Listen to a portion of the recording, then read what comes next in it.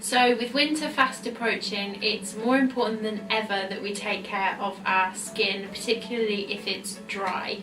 The dry, cold weather that winter often brings can wreak havoc with our skin. So here are some tips for how you can best care for it and some ingredients to look for and avoid in your skincare products. So what actually causes dry skin? Well, it can be purely determined by genetic factors, as most things can be. But it can also be caused by things like over-cleansing your skin, excessive sun exposure, hormonal changes, medications, low humidity, which is something we often associate with winter and autumn. So it can actually be quite hard to determine what type of skin our own skin is. So how do you know if you have dry skin yourself? If your skin feels tight and dehydrated, then that means that it's lacking moisture in the epidermis, which often means that you have dry skin, and your skin therefore needs to be rebalanced to get those moisture levels in check. Other visible symptoms can be things like flakiness, dry patches on the skin. You'll often find these around the nose, on the apples of the cheeks and between the brows. And quite often people with dry skin also suffer with a bit of sensitivity as well. So luckily dry skin is actually quite manageable, and there are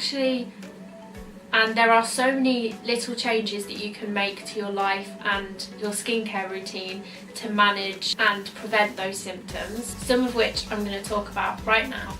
So if you have dry skin, try to steer clear of any products with alcohol in the ingredients list. Alcohol-D-nat is often listed in the ingredients list of a lot of cleansers and toners, but it's really important to avoid this particular ingredient if you have dry skin, just because it can strip the skin of its natural oils, and alcohol and fragrance in skincare products can actually aggravate your skin. So if you have the combination of dry skin and sensitive skin, alcohol and fragrance can cause inflammation and sensitivity. So my next tip would be to use chemical exfoliants over physical scrubs. I think it's safe to say that we all grew up using those really scrubby facial scrubs, and although they feel really great at the time, they're actually really quite damaging for your skin. Chemical exfoliants or liquid exfoliants, or chemical toners as they're often called, are just as effective, but they're a lot gentler.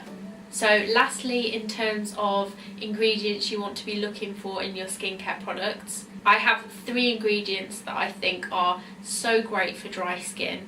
One of which is rosehip oil. So rosehip oil is really rich in antioxidants such as vitamin C, which help to fight free radicals, so prevent premature aging, which is really great. But rosehip oil, more importantly for dry skin, contains really high levels of essential fatty acids, so it can really nourish the skin and it's great for dry skin. Another fantastic ingredient for if you have dry or dehydrated skin is hyaluronic acid.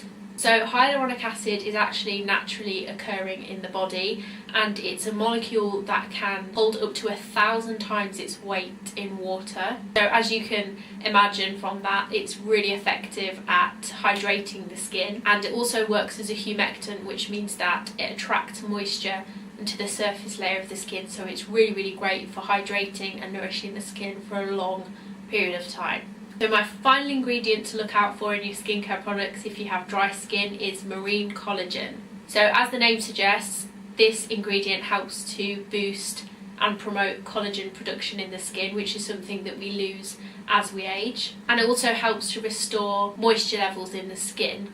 So the Peachy Fox Aloe Retinol Serum actually has both rosehip oil and marine collagen in its formula. It's also formulated with avocado, argan, arnica and jojoba oil, which are all fantastic for nourishing the skin, and they're really moisturising natural oils. And they also help to form a protective barrier over the skin against external factors such as extreme weather conditions that we'll most likely be facing here in the UK over the winter.